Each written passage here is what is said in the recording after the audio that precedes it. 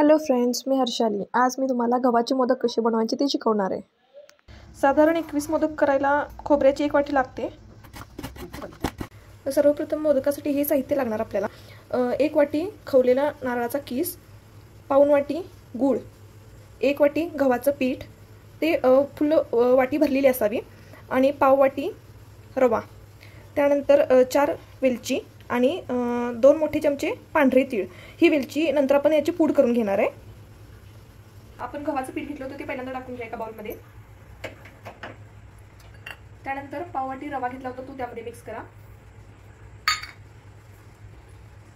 मिश्रणामध्ये चवीनुसार मीठ टाका तुम्ही. मिश्रण मिक्स करून घ्या आणि ह्याच्यामध्ये थोडं थोडं करून पाणी ऍड करा.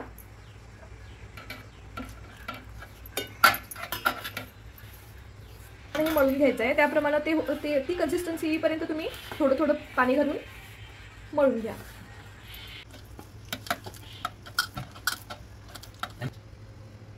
आता आपण त्यानंतर सारण बनवून घेऊया.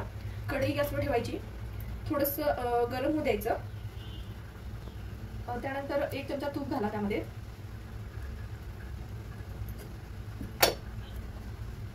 आणि त्यात मग पांढरे तीळ ऍड करायचे.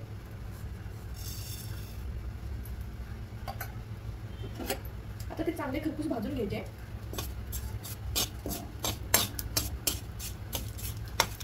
गॅस बारीकच ठेवायचा म्हणजे ते व्यवस्थित भाजले जातील.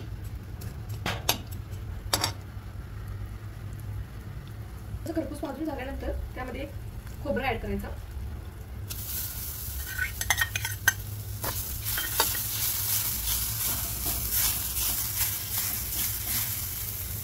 आणि पाऊण वाटी जो गूळ घेतला होता तो त्यामध्ये घालून घ्या.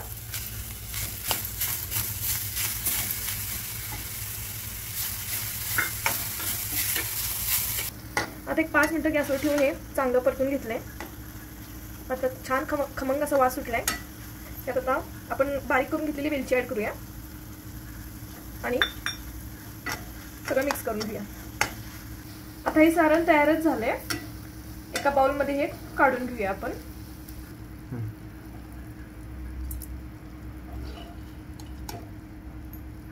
हे तयार करून ठेवलेलं पीठ छान मऊ झाले. आता छोटे छोटे गोळे करून घेऊया छोट्या पाती लाटण्यासाठी.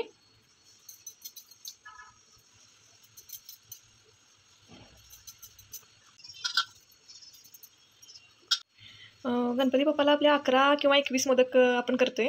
आम्ही आता 21 गोळे करून घेतले. पाती लाटून घेऊया आपण आता.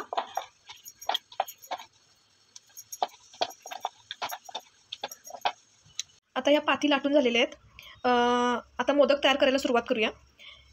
हे आता सारण जे तयार झालेलं आहे ते प्रत्येक पातीवर थोडं थोडं घालून घेऊया.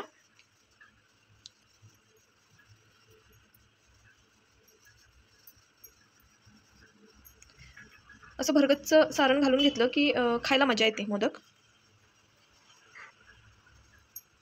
नीट मध्यभागी सारण घालून घ्यायचं म्हणजे आपल्याला फोल्ड करताना बरं पडतं. तर सारण घालून झाले. मोदक तयार करूया. आता हे थोडंसं कठीण काम असते, पण ज्याला प्रॅक्टिस आहे त्याला बरोबर जमते. अशा एक एक पाती फोल्ड करत करत घड्या घालत घालत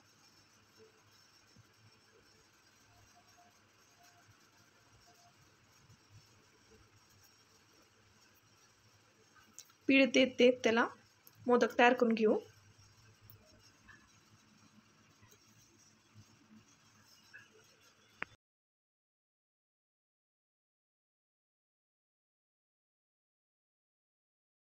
आता हे 21 मोदक तयार करून झालेत. तेल गरम करण्यासाठी ठेवले. तेल चांगलं गरम झाले. त्यात 2-2 मोदक सोडून आपण तळून घेऊया.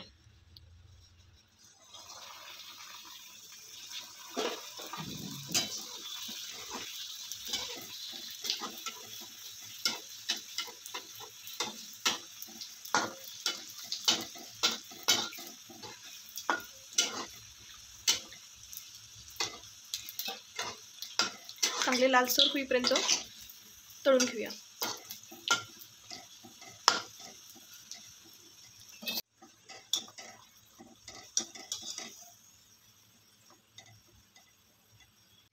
आता हे गव्हाचे आपले 21 मोदक तयार झालेत. बापांच्या नैवेद्याच्या ताटातच आम्ही काढून घेतलेत. हे वास तर इतका छान सुटलाय, खमंग. हे खायला पण कुसकुशीत लागतात एकदम आणि टिकतात पण जास्त वेळ.